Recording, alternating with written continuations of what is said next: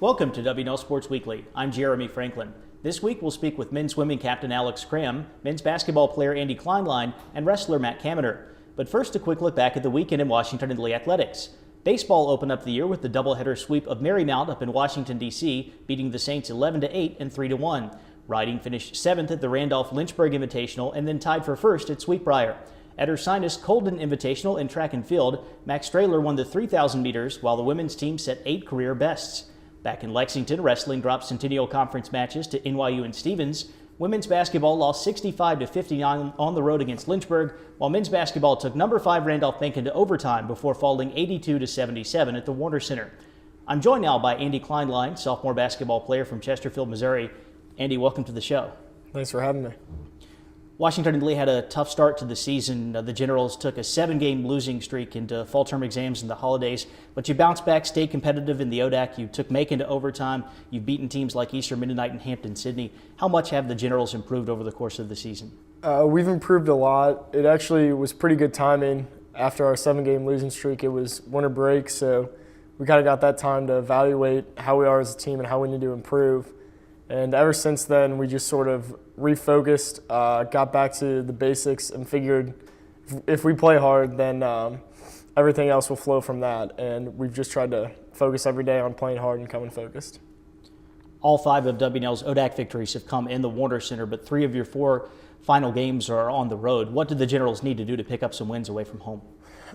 We just really need to show up and be ready to play, take care of the ball, focus on defense, do all the little things right, and really feed off the energy from, ourselves, the bench. It's going to just come from ourselves. You're currently first in the ODAC in free throw percentage, hitting more than 90% of your attempts on the season. What has contributed to your success at the foul line? That's something I've practiced every day for probably the past 10 years. I like to get up at least 50 free throws a day. It's something I feel like can be pretty easy for most players if you just take the time to do it. And so I just focus on that every day. Seeding doesn't mean everything in the ODAC tournament. Looking back to last year, the Generals were 11th and made it all the way to the conference semifinals. What are the team's goals as you approach this year's postseason? Well, seeding could actually matter a lot this year for us, especially since we've been successful at home. We would really like to finish, as high as we could possibly be in the standings, because if we get a home game the first round, that's a huge advantage for us. And then from there, easier matchups. We'd still love to get a first-round bye, finish top 4. It's possible as long as we finish the season how we want. But, we want to finish as high as we possibly can. Andy, thanks for joining us here. Best of luck the rest of the year. All right, thanks for having me. Here with me now is Alex Cram, senior swimming captain from Columbia, South Carolina. Alex, welcome to the show. Thanks for having me. What did the team's performances in January tell you about the Generals' chances to have a successful postseason? We've done great in January, but we like to look at it as a season from the whole. We had a huge upset versus Mary Wash really early in the season and back in November, and that just started us off really hot, and we just carried that momentum throughout the season. We're looking forward to a successful finish at ODACs. I'll pose the same question to you that I asked women's captain Caroline Hamp on last week's show. After 3 years with the combined men's and women's program, how has that transition benefited Washington and Lee swimming? Looking back on it now, I can't imagine it without the girls. I think the transition happened around like halfway through my freshman year, and it just brings such a great aspect having the girls on the pool deck with us. It's much more lively, and it's great to make closer friends with the girls. I remember when we were segregated my freshman year, the guys didn't really know the girls team. They didn't interact with the girls team as much, and now we're very close-knit.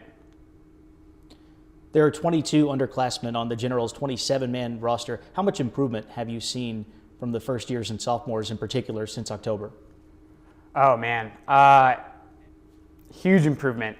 They're awesome. When students come into WNL freshman and sophomore year, they tend to be loose cannons a little bit. You're not really sure what to expect from them, but this group of guys has been great. It's been really easy to be their captain, along with Harris Pritchard. He'll say the same thing, my co-captain, and they've been awesome. They work hard, they're hungry, they are really looking forward to ODAC championships. Speaking of the ODAC championship meet, Washington and Lee will be a heavy favorite to claim the first ever men's swimming title later on this week down in Greensboro. What do the Generals need to do to make that happen? It's not going to be a walk in the park. Our main competitor, Randy Mack, they're good. They got some great guys. Their top guys are very competitive with our top guys. But we're a deep team. We have a really well-rounded team. And if everybody shows up and does their job, we should be all right. And we hope to win the first ODAC championship. Alex, thanks for joining us here. Good luck at the ODAC championship. Yeah, absolutely. Thanks for having me. With me in the studio now is Matt Kaminer, first-year wrestler from Hewlett, New York. Matt, welcome to the show. Thanks for having me. You've gone 20-11 so far during your rookie season. How have you been able to make a successful adjustment to wrestling at the college level?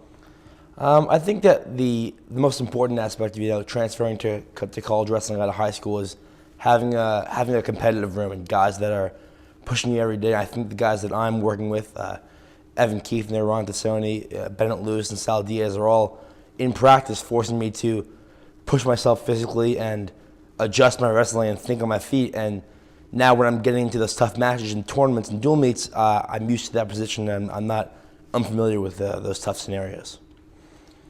What factors led you to attend Washington and Lee and to join the wrestling team here? It was actually on a recruiting visit at a different school where a coach had said to me, if you want to be successful, especially in the sport of wrestling, you want to surround yourself with people who are passionate about what they're doing. And it was when I visited WNL that I found that both in the academic setting and in the wrestling room, I'm going to be surrounded by people who are going to be pushing me to be passionate about wrestling and about academics and keep me pushing toward my goals. And I feel like Coach Shear and Coach Wilson have done just that in the wrestling rooms as well as my teammates. And I felt that pressure in a positive way also in the classroom. You're one of 8 first years on a roster of 12. What can your class do to have a long-term impact on Washington and Lee's program? I think what the issue has been in the past years has been retention of freshmen. In this sport, it's very rigorous. It's so hard to keep numbers. But I think this is going to be an anomaly out of most years in that I think all 8 of us have experienced our own level of success, and we're all internally motivated to come back next year, work in the offseason, and improve, and in turn work to bring in freshman classes that can equalize what we've been doing this year and kind of develop, as opposed to putting freshmen in positions where they were not successful, where we've been taking those positions and heading with a full head of steam. What can the Generals accomplish at the Centennial Conference Championship this weekend?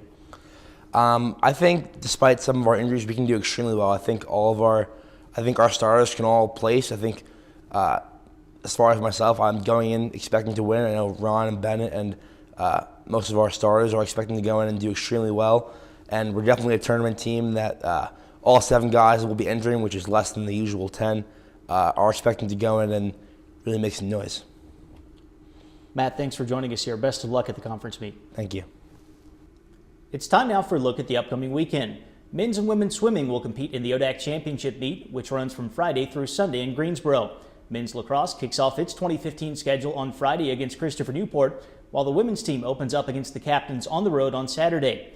Also Saturday, wrestling heads to McDaniel for the Centennial Conference Championship. Men's and women's track and field will travel to the Susquehanna Invitational, and riding will compete at Bridgewater. Back in Lexington, baseball plays host to Marymount in a doubleheader at Capendick-Smith Field, and men's basketball welcomes in 5th-ranked Virginia Wesleyan. Women's basketball hits the road to face Bridgewater, and women's tennis begins its spring schedule at Division I Elon. For WNL Sports Weekly, I'm Jeremy Franklin. Thanks for watching.